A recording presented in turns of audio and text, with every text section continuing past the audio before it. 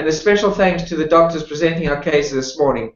We've got Dr. Eduarda Paulina from the Instituto Nacional de Câncer Rio de Janeiro in Brazil, Dr. João Nunes and Dr. Angela Dazenbrock, who on separate cameras are both from the Erasto Gertner Curitiba in Brazil, and Dr. Teisa Sauli from Instituto Panama City in Panama has been unable to connect so far because she's new to our group. So we'll begin, I think, if you will allow us to. Eduardo, if you are ready, we can begin with you. And I would like to ask you all to keep your microphones on mute during the tumor ward, please. So with that introduction, let's get started. With Eduardo, as soon as you see your case come up, can you get started, please? That's okay. Thanks, Dr. Pope. Okay, thank you. Go ahead, please, Eduardo. I'd like to thank again to be here and to discuss one of our patients with you. It's a 24-year-old woman. She's African American. She's married, student, and she just had one newborn. She has no history of comorbidities and no family history of cancer. At 2015, she got pregnant, and she had a normal pregnancy and a natural labor at the end of 2015. After 3 months,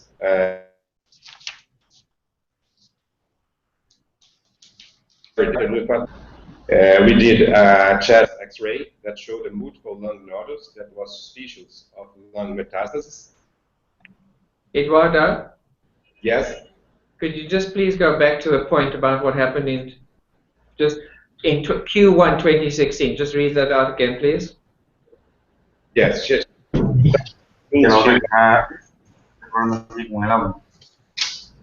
Parece que en el caso me había como agua ahí y Can you hear me? Yes. Yes, just please go repeat again one more time.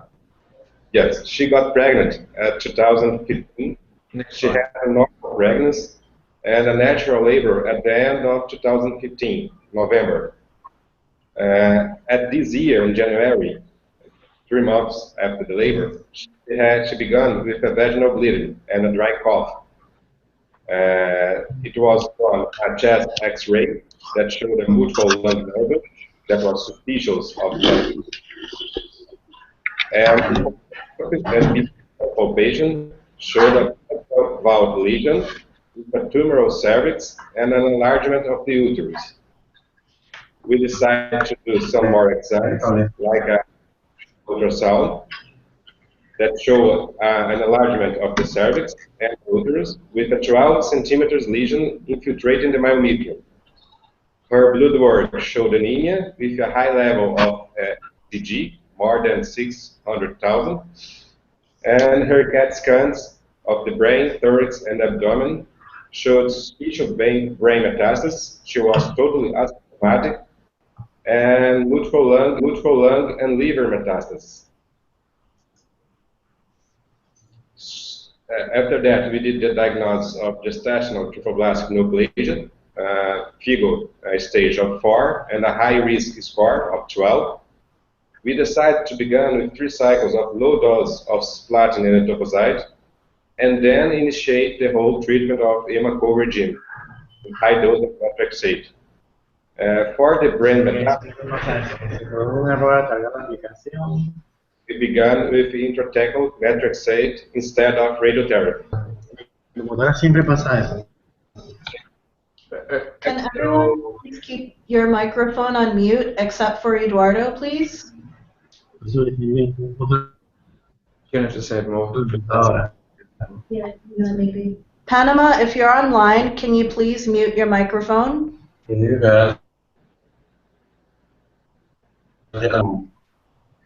I go?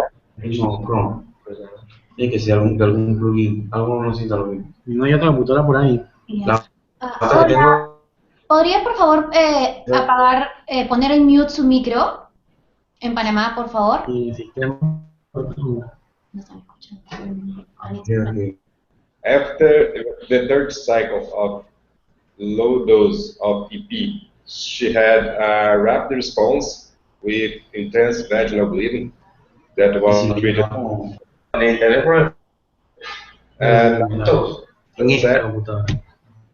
Okay, sorry, Eduardo, let me just take a moment to put the mute on, please, and then we'll continue. Okay.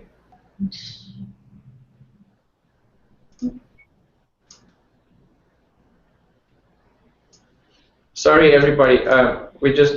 Panama has joined, but they haven't muted their microphone yet.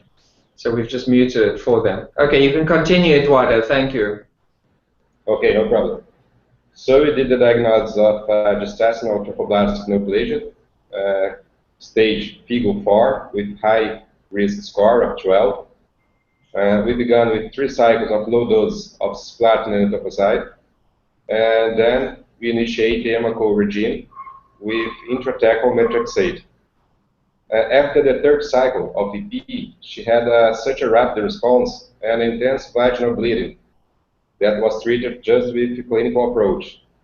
Now she's on the 2nd cycle with a mild toxicity, just mucositis, and a very nice decreasing of HCG, 1 log every 18 days.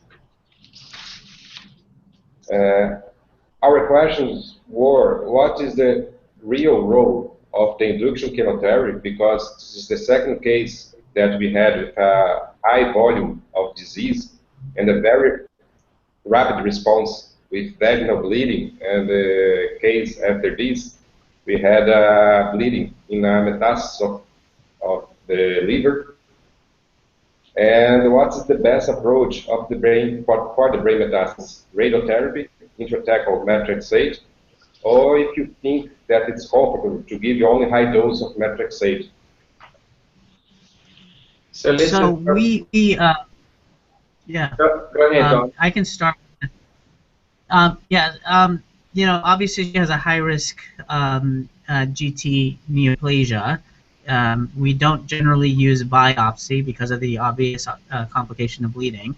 At our institution, and when I treated these in New York, we don't do any low-dose induction chemotherapy. We usually just start straightforward with EMACO where indicated. I think a couple of questions for you. Did anyone go back and look at the placenta to see if there was any evidence of partial mole? No. No? Yeah. We had one case I remember vividly. A woman did carry to term, but the baby was stillborn at 38 weeks, and her placenta contained evidence of a choriocarcinoma, which was missed. And so she was not treated and presented with an HCG over 1 million, brain metastases, liver, lung metastases, and a mass in her vaginal vault. The biggest concern is the one that you've mentioned, is the fact that she could bleed, and you've seen this before. I've actually seen a CNS bleed for someone who started high-dose EMACO. Some institutions will do radiation to control the mass before doing chemotherapy. Rarely will I do in fact, I've never done intrathecal methotrexate. I generally do the high-dose methotrexate as part of EMACO. But the one thing that I often will do or insist on is that these patients need to meet with a neurosurgeon before we begin therapy, because they need to know about this patient in case there is a bleed in the brain, which can be life-threatening in a case where you can actually cure someone with stage 4 GTN. Anuja, I don't know, do you guys do radiation at MD Anderson for these types of cases? No, or? I totally agree with your recommendation, because that's exactly what we would do. We would not have radiated. We would have done exactly the same chemotherapy that you recommended, and we would not have done the intrathecal as well. I mean, I totally agree with what your recommendations are. Okay. Yeah, I think some folks will even radiate the largest lesion if it's in the liver in an attempt to control the bleeding risk. I don't know of any data that says that actually works. Yeah. You have to be aware of the complication. Yeah, I totally agree. Totally agree. I think chemo is your best option in this case. Eduardo, did you feel you had your questions answered? Yes. Because we read the guidelines in Chicago, the Northwestern, I think, University, and we read the guidelines of the Charing Cross, and we had to decide which line we should use, and we decided right. to do You know, even here, there are trophoblast disease centers where the expertise lies because there's such a rare disease. You know, here we rely on the guidance of Ross Berkowitz and Neil Horowitz at Brigham. You know, there are places across the country where they consider themselves experts on this. I trained at Memorial Sloan Kettering, and that, you know, this is the paradigm that we had. But there's a lot of consensus opinions. Sorry, we've lost you, Don. I think Don's internet. I'm still here. Can you see me or no? Yes, we can now, Don. Thank you. What were you saying about? I can see you guys. What did you say at the end there, Don? We missed your last few things. No, there's. We're losing you There's again. a lot of single. No, there's a lot of single-center experience, but not a lot of prospective data in the management of GTN, especially high-risk GTN. Yeah. Okay, thank you very much, Eduardo. If you don't mind, I'll move on to the second case. Because we have Zhao from Curitiba and Angela want to present a case, a very interesting case to us. Zhao, if you can hear us, please go ahead and start the case whenever you're ready. Okay, I'm ready. Thank you. Okay, firstly, I would like to thank you the opportunity to present our first case from Curitiba, my new center. And I would like to thank you, Angela, to help with me in prepare this presentation. We have a case of a 53 years old woman, postmenopausal, with minor hypertension, and her family history, just her brother had prostate cancer. In the end of 2013, she presented with a rapidly progressive nodule in right breast and was diagnosed with an invasive ductal carcinoma, grade 3, ER positive, really, and HER2 positive. A clinical stage 2A. In the workup, she underwent an ultrasound, a pelvic ultrasound, because of her physician indicated, and was noted an increased volume in her both ovaries, but that moment just this species was only multiple follicles. In the early 2014, she started neoadjuvant chemotherapy, the standard what we have here in Brazil, AC and weekly paclitaxel. That moment she didn't have access to trastuzumab, but even though she got a partial clinical response around 50% in her breast. Next slide. So in mid-2014, after the neoadjuvant chemotherapy, she repeated the pelvic ultrasound, and we found an axial mass in her right axon of 8.4 centimeters with no ascites, and the CA125 slightly higher, right? And we kept the program of the treatment, and she underwent a breast conservative surgery and an axillary dissection with no residual disease, and the pathology report showed us an invasive ductal carcinoma grade 2, sorry, and stage post-treatment 1 centimeter of residual disease and no lymph node and no LVI. So after some discussion, in a second moment, she underwent a total hyst and BSO because of the right mass, and a mastectomy and peritoneal washing and biopsies, and because of the high suspicions and a synchronous tumor in ovary. So the cytoreduction was considered complete, although no lymph node dissection wasn't performed because some difficulties during the surgery. So after that, we have the pathology report with high-grade serous adenocarcinoma in both ovaries, left fallopian tube, and omentum considered stage 3C of ovarian cancer. After surgery, we had a CA125 of 18.9, what's considered normal. Next slide. So we had a case of we Angela saw this patient in our clinic and brought this case for discussion with a high-grade serous adenocarcinoma ovary, stage 3C, operated in also invasive ductal carcinoma, treated with neoadjuvant chemo, stage 2A, with ACT. After that, she underwent radiation in her right breast, standard radiation, was no access, irradiated the lymphatic drainage, and later, after surgery, and she underwent adjuvant chemotherapy for her ovarian carcinoma, with the standard treatment with carboplatin and paclitaxel 6 cycle. That moment, we got access to trastuzumab, and we offered her almost 1 year of trastuzumab in adjuvant setting for her breast cancer without any adverse event. So she started adjuvant tamoxifen after the carboplatin paclitaxel adjuvant treatment.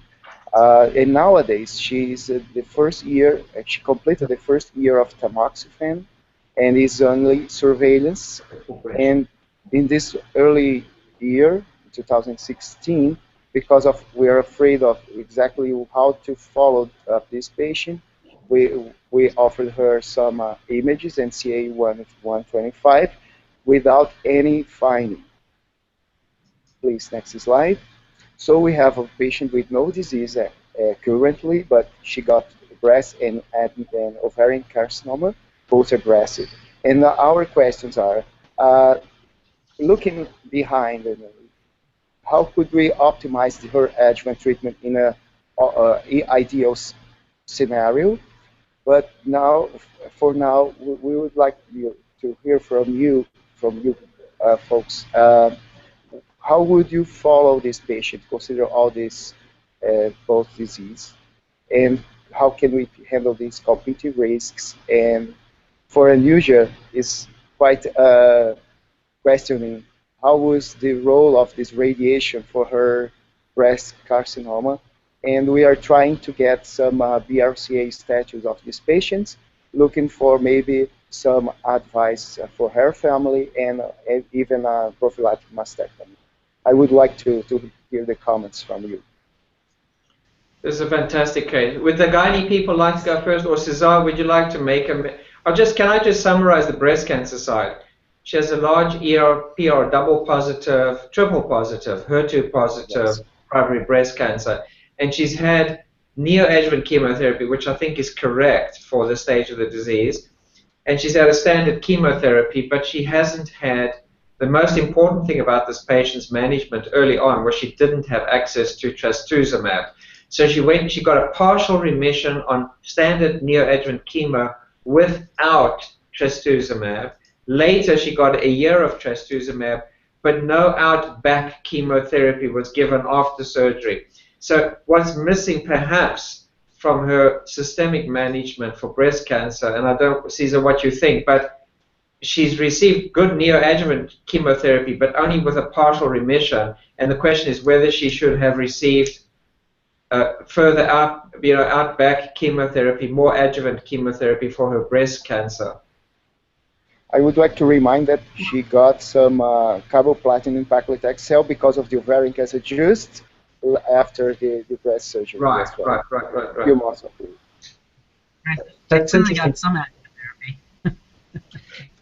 Yeah, and the taxane and platinum combination is something we commonly combine with Herceptin, it sounds like she got this sequentially rather than concurrently with her Herceptin, correct? Right. Yeah. And what do you think about in your center? I mean, in your practice, would you give trastuzumab plus pertuzumab? Yeah, for this stage cancer, we would, and the common neoadjuvant regimen we'll do is docetaxel, carboplatin, trastuzumab, and pertuzumab. That would be a very standard neoadjuvant approach we do for someone with a stage 2 HER2 positive. So just to help with it, the overall encasement of the study, are you fairly satisfied that she's obviously not got access to pertuzumab, but aside from that, you feel that she's had appropriate neoadjuvant chemotherapy and that the carboplatin after chemotherapy would be adequate for breast cancer adjuvant therapy, and she finally got adjuvant trastuzumab with combination endocrine therapy. So in the end, she's sort of they've pieced together almost all the treatment that they've got available, and it seems appropriate for her, and we don't think anything more for breast cancer should be done at this point. Yeah, it was a little fragmented, I think, but I think the components were there. Obviously, the way they've been studied is in combination. Like the TCH regimen or the ACTH regimen.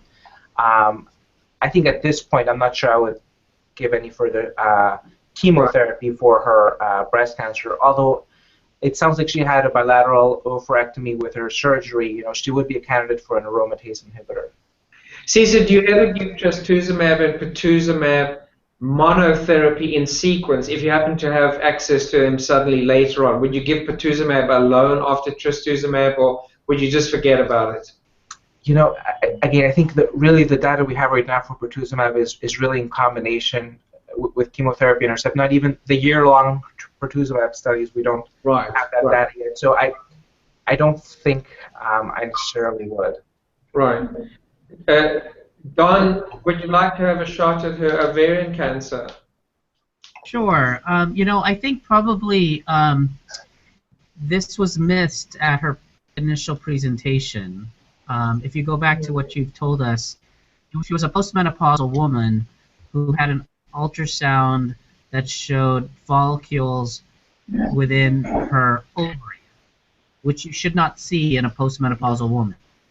Okay. So that should have probably been a cue. Obviously, we didn't know that until you told me that she had ovarian cancer. But to see follicles in a postmenopausal woman is not normal. So that probably was a clue that something was wrong at the time of her presentation in 2013. I think she probably had good control with weekly paclitaxel, which in a recurrent disease setting is a very active regimen for patients with relapsed ovarian cancer. Going forward, I don't think you need to do a lymph node dissection in the context of having omental disease. Generally, the conversation, Anuja, you can correct me if I'm wrong, but the conversation regarding lymphadenectomy in ovarian cancer really applies to women with early-stage ovarian cancer, where we're really trying to define extent of disease. And in the absence of known omental metastases, we look at nodal status as one of the more important prognostic indicators. So usually in the context of, and I see Ali's here, in the context of omental metastases or carcinomatosis, the role for lymphadenectomy becomes less important. Regarding the chemotherapy, she got what would be considered standard therapy, carboplatin, paclitaxel. In our institution, we're we're a big intraperitoneal chemotherapy institution. I have never done intraperitoneal chemotherapy so close after treatment for adjuvant breast cancer. We see these rarely, so I also prefer IV chemotherapy. And then in terms of her follow-up, I would not follow her with CT scans. I would follow her solely with CA-125, physical exam, and pelvic every 3 months. There was actually a very provocative paper that was published recently. I can't remember the journal, but I'll try to send it to Paul and Jessica, suggesting that actually there is absolutely no survival advantage to surveillance after ovarian cancer. What you do gain by having people follow up for ovarian cancer is improvements in quality of life and control of long-term side effects. But in terms of earlier diagnosis of recurrent disease, that it does not happen. And even if we do, we know from a very large screening trial looking at CA-125 that screening with CA-125 buys you nothing compared to treating at the time of symptomatic presentation. So less is more. It's a rule that.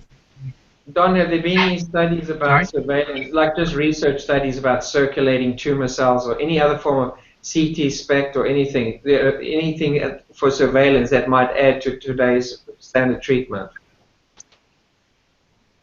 Not really, no. I mean, I think there's still there is, you know, at I think at our annual meetings we're going to hear a lot about circulating tumor DNA as a potential role of following patients with a solid tumor. But specific to ovarian cancer, there has been no breakthroughs in how to detect the disease earlier, and certainly there's still no data suggesting that detecting the disease earlier improves your survival. So we will follow 3 months and get a CA-125, reserving CT scans for findings or symptoms. I think that's the same rule here. Anuja, do you want to add? Yeah, so Kathleen just texted me. She's having problems getting on, but she agrees completely with Don on everything he said about no lymph node dissection at this point. Also, we only follow with CA-125s, and we agree that there really isn't anything else. I don't think radiation therapy would play a good role in this case. Cesar, do you want to mention about the follow-up of this patient's breast cancer, how you would follow this patient after the completion of the treatment she's had? So yeah, I mean, part of that I think will also depend on what her BRCA status ends up being. If she ends up doing, if that's positive, if that might influence, preventative options for her. But right now, as far as we know, we just follow. She had a breast-conserving therapy, so we do yearly mammograms, clinical follow-up as well. We don't routinely do staging scans or blood work as a routine standard of care.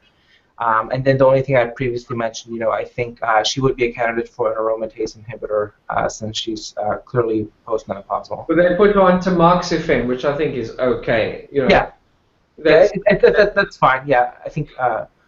So the real question now for everybody is, what about the BRCA1/2 issue? Is she a candidate for testing at 54 for herself or her family? What should we do about that in an ideal world? What would you do? I think nowadays, at least here, what we're doing for everyone with a high-grade serous carcinoma of the ovary, we are testing everyone for genetic for BRCA. Because of just the impact that it has on the family and prognosis. And because there's a high pickup rate if you just test everybody? Exactly. So, okay. About 20%. 1 in 5 tested in an unscreened population with high-grade ovarian cancer will test positive for BRCA. Just, Don, I think this is such an important point that was raised recently by Tom or by Mike Burra. Can you just state, one of you, state again for everybody online about the role of BRCA1/2 testing in a serous ovarian cancer? Just make sure that everybody understands what you're saying, please, Don. Right, so regardless of family history, about 1 in 5 women with a serous carcinoma will carry a BRCA mutation. And right now the field is moving towards precision therapy, and one of our better targets in ovarian cancer is the BRCA mutations and mutations within that pathway. So regardless of her age, you would do testing at this point, regardless of her being 54? Yep. Absolutely. Okay.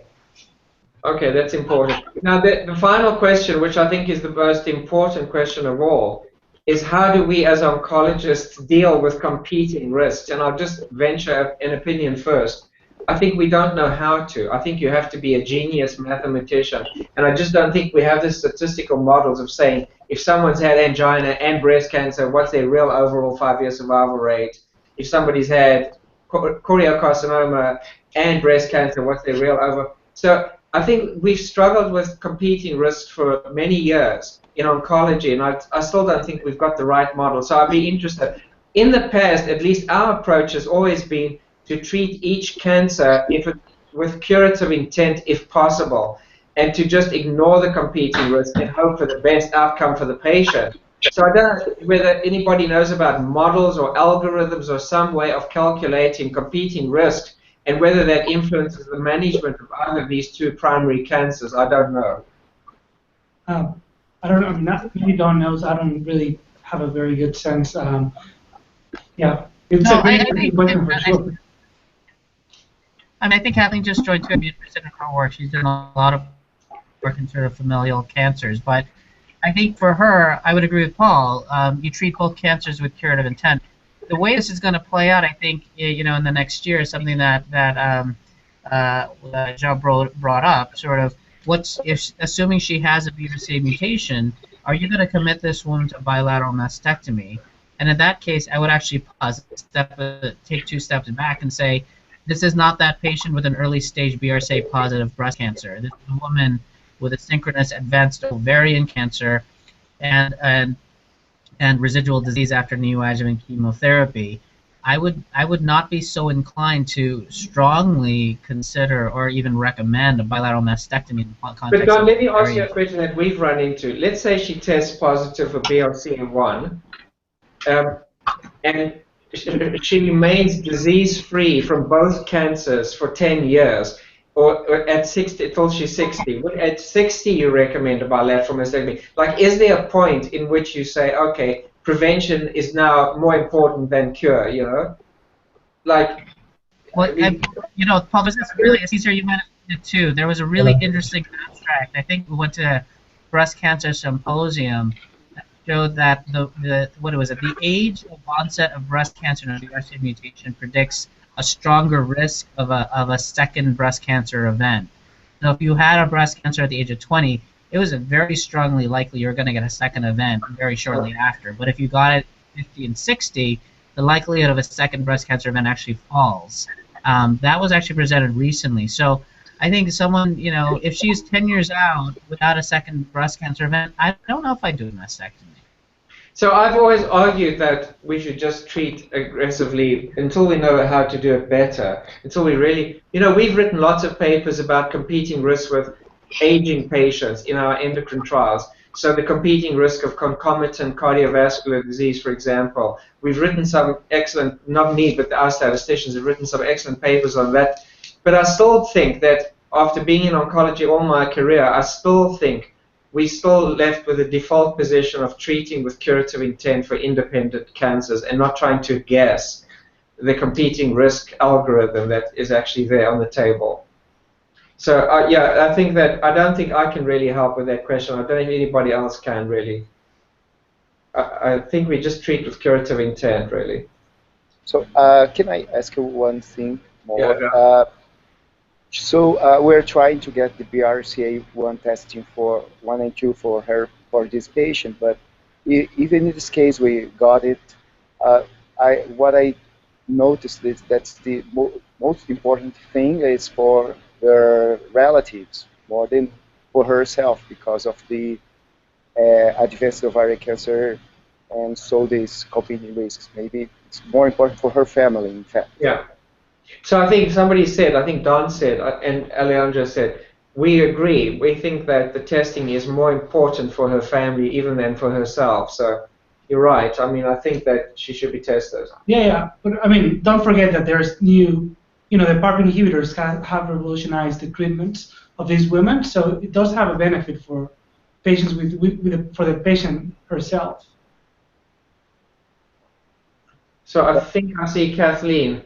Kathleen, do you have an opinion about this patient? Did you have a chance to look over this case? I know you joined us late for technical difficulties, but do you have an opinion about BRCA1, 2, and whether she should be tested? And yeah, I have a couple thoughts. One, about the 2 cancers. You know, we experience that problem a lot here, not just with breast and ovary, but with other cancers, just by the nature of being a cancer center. And we think about it pretty simply. The cancer with the worst prognosis takes priority, and we treat that cancer very, very aggressively, with the other cancer being treated secondarily. So in our BRCA patients who have synchronous breast and ovary, you know, the ovary always trumps, but fortunately there's a lot of overlap with the treatments, so that when we can, we treat both.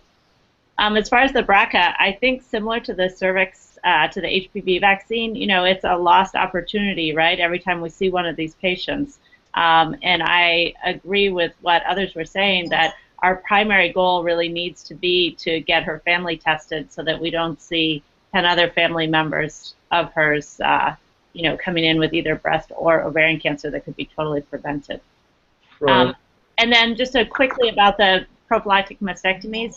We never used to do those in our ovarian cancer patients because we felt the prognosis was not great. And now in the last 5 years, we've started here at MD Anderson to do them, and we just counsel the patients. I mean, I think if the patients are watched closely and breast cancer is found early, it's a little bit different scenario than the prophylactic oophorectomy, where, you know, obviously we strongly recommend that in the breast patients. But we are starting to do some prophylactic mastectomies. In a funny sort of way, the longer you wait and the patient remains well, the greater the rationale for performing a bilateral mastectomy. So if you hesitate at the beginning and she's well later, I sort of implied that, but I think Don's answer was correct. I think if somebody said if she's 54 when she gets her first breast cancer, she may not get a second breast cancer. So I think the role of prophylactic mastectomy in this patient with these uncertain prognoses from the two cancers is really up in the air. I think it's a very difficult decision. I think it's one of those empirical decisions, actually. We've been using a 2-year mark in ovarian cancer. That's just sort of what the plastic surgeons in our group have done. But for patients with ovarian cancer, not with breast cancer, who are BRCA positive, if they're well after 2 years, then we consider, you know, then they're offered prophylactic mastectomy. That sounds reasonable, yeah. And do you think that in this particular patient, because she only got cancer at 54, that she is a BRCA1/2 mutation carrier? Do you think it's likely? I mean, I think yeah. Yeah, okay. You already said there's a 20% risk of it with this particular kind of ovarian cancer. When you have the breast cancer, yeah. Yeah. Okay. And I think with the cost of the testing coming down, I mean, I think this is an area we really need to, I know Brazil, our colleagues in Brazil have been doing a lot of work, but I think, you know, sort of like the HPV vaccine, I mean, I think that BRCA testing and prophylactic surgery needs to be on the top of our agenda. I mean, we really can prevent ovarian cancer in a lot of patients if we can figure out who's BRCA positive. Right. Thank you, Catherine. I think we might go on to the third case. Is Panama City online? They're on. So Panama City, we'd like to welcome Dr. Taisa Sauli from Instituto Oncologico Nacional, Panama City. Taisa, it's very nice to meet you. Would you like to go ahead and present your case? Can she hear it? I believe so. Your microphone is on mute, Hannah. Okay. Good. Put your microphone on, please.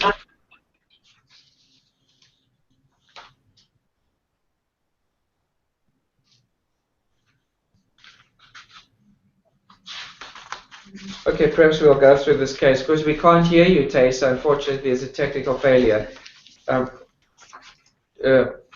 Do we have any volunteers for presenting this final case? Because we can't hear, unfortunately, we cannot hear Dr. Sauli from Panama City for some technical reason.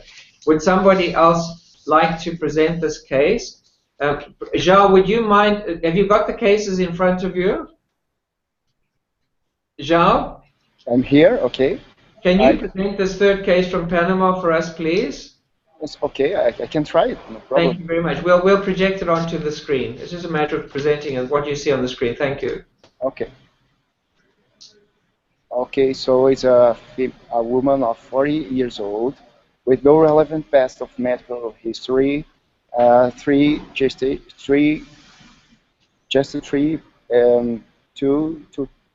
deliveries, 1 C-section, and she had her first menstruation at 12 years old, and passed off.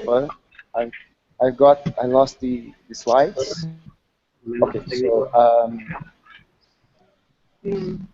can you see the slides? sorry. Okay.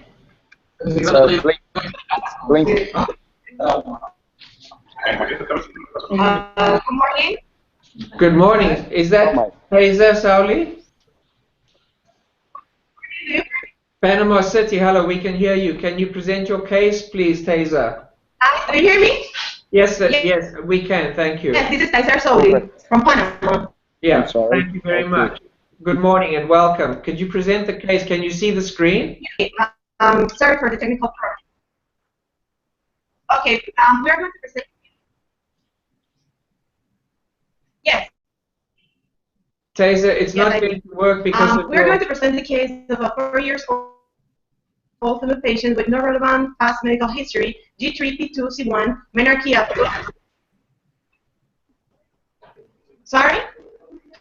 Sorry, can you try again, please? We're losing your sound.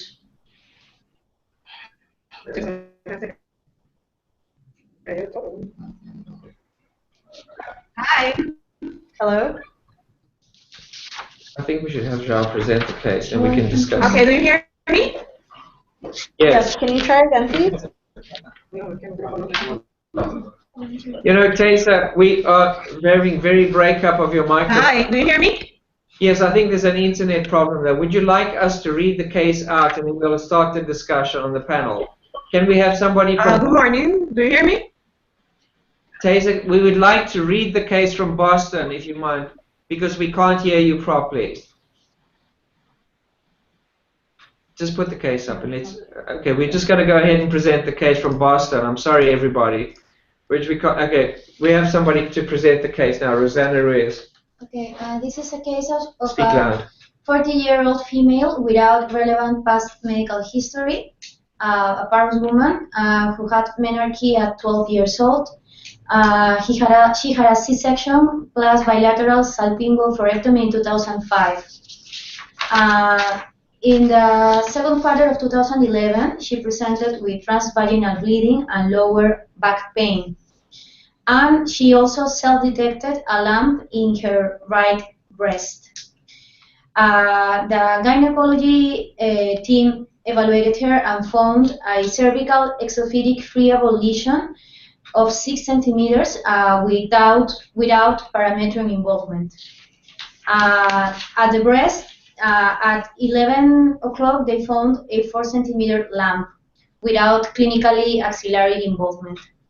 She underwent a cervical biopsy that showed an invasive squamous cell carcinoma. And he also had a breast lumpectomy. We showed an invasive ductal carcinoma of grade 2, positive for estrogen and progesterone receptors, and HER2 negative. The tumor was 1.2 centimeters in diameter with negative margins. The patient then went to Panama, to ION Center. At the physical examination, they found still the cervical exophytic lesion of 8 centimeters in the cervix with clear parametrium and an axillary mass of 3 centimeters. She underwent diagnostic radiology with hepatic ultrasound, bone scan, and chest x-ray and found no metastasis. So she was diagnosed as cervical cancer of FIGO stage 1B2 and breast cancer PT1 pathological clinical N2 M0 hormone receptor positive HER2 negative clinical stage 3A. So her treatment plan consisted of concomitant chemoradiotherapy for cervical cancer plus neoadjuvant chemotherapy for the breast cancer. She received external beam radiotherapy as 50.4 grades in 28 fractions, concurrently with weekly platin, 40 milligrams per square meter, and paclitaxel, 60 milligrams per square meter. And brachytherapy, 35 grades. Then she received paclitaxel, 8 milligrams per square meter weekly times 12, and AC times 4 for the breast. Then she underwent axillary lymph node dissection without, she had a complete response in the axillary lymph node, there was no lymph node positive. And she received adjuvant external beam radiotherapy plus endocrine therapy for 5 years. At the clinical outcomes, we have that this patient achieved a complete pathological response at the cervix, and also complete pathological response at the right axilla. So she's currently under surveillance, and she's receiving tamoxifen for 5 years. So the first question is, what would have been the optimal treatment approach for this patient? So it's quite similar to the case we just finished discussing, a concomitant. Can I make the first comment? So yeah, actually, I'm actually very impressed with how they treated her. So, you know, there's very little data on using cisplatin and Taxol with radiation therapy, but we are seeing more and more studies looking at that for intact cervix. And actually they've shown that it's actually feasible and may be slightly better than just using cisplatin alone. So I really am impressed that they use the cisplatin and Taxol together and had great results. So I actually have to say that I loved their approach, and I think it's a great approach for this patient, for the cervix cancer. I completely agree. That's great. And Cesar, do you want to comment on the management of her breast cancer? Sure, yeah. So it sounds like she had a partial mastectomy up front. I think typically, you know, we would consider doing a sentinel lymph node if there's clinically no palpable lymph nodenopathy at that time, and that may have informed us of any lymph node positivity early on. Otherwise, you know, she does have node positive, ER positive breast cancer. The standard of care would be to do chemotherapy, which I agree with ACT in a young woman like this. Finally, regarding her adjuvant androgen therapy, it sounds like she's getting 5 years of tamoxifen. We now have, you know, some additional data showing that extended tamoxifen may be beneficial to patients who remain premenopausal. So I would. It sounds like she had her. Did she have her ovaries out, or do we think she was postmenopausal? I think I missed that. I think she had IBS in 2005. Okay, okay. So she could potentially also switch to an aromatase inhibitor if she's postmenopausal. The MA17 data would support that. If I would just say that, if I can just say that, I think if she has 5 years of tamoxifen, there's some data about additional 5 years, of course, from the Oxford overview. But I think switching her to an aromatase inhibitor, if she's had an oophorectomy and she's postmenopausal, is actually a more substantial and has better outcome. So I think a switch in this patient to an AI after 5 years for a further 5 years would be the right treatment of endocrine treatment here. What about the competing risks? Does anybody, Kathleen, would you like to say whether her breast cancer or her cervix cancer should have been treated first and how you would have managed this? Well, I don't really know the prognosis for her breast cancer, but I mean, for cervix, you know, she's got what, Anuja, 70% 5-year survival, 80%. Right, but you know, this is how we would have treated her. So I mean, it's exactly how we would have treated her. We would have treated her cervix cancer because that's going to cause her the most problem with the bleeding and stuff like that. So, but we would, and they did use the drugs that would help with her breast cancer. So I think, I mean, this is how we would have treated her at MD Anderson. First her cervix cancer, then her breast. Right. Even though the breast may carry a slightly worse prognosis than the cervix. Just for clinical reasons of bleeding, etc., you go ahead with the cervix cancer first. I mean, that's how we, I mean, the other thought would have been to give neoadjuvant chemo, but the question is what chemo would you have given that would have worked for both cervix and breast, and that could be the Taxol, but we gave the Taxol, right? So she got weekly Taxol with her cervix cancer, which hopefully would have helped with her breast cancer, correct? Yeah, for sure, definitely. Right. So, I mean, that's why I think the addition of Taxol was brilliant. Well, there you go. I mean, Panama, did you hear that? We're very complimentary of the way you treated this patient. We think it was very good. So any other comments about this patient? I mean, Kathleen, I think you weren't on yet when we discussed competing causes from dual primary cancers. It's very difficult, and we all sort of agreed that you treat with curative intention for each cancer individually and not try to mathematically add them together. And we probably should alter our management according to the prognosis of each cancer, but we just don't know how to calculate it. We're bad enough at deciding whether to treat, you know, the numbers needed to treat. You treat a lot of people unnecessary to benefit one for one type of cancer, and then you've got to treat a number of patients for the second cancer unnecessary to benefit one patient. And then somehow you've got to come up with a math, which I'm very interested to hear if the mathematicians or statisticians can do it. And you come up with a blended risk factor which may guide your clinical management or not. But until we're so clever, I think that we have to treat them individually to the best of our ability. But I think I really like what Anuja said about in this case, her breast cancer, I think, did carry a worse prognosis, but her cervix cancer took precedence because of the clinical need for controlling her bleeding, etc. I think that's one of those interesting clinical prerogatives that has to be exercised. So does anybody else have a question or a comment about these two concurrent breast and ovarian or breast and cervix cancer cases, which were very interesting, and thank you for the discussion and presentation.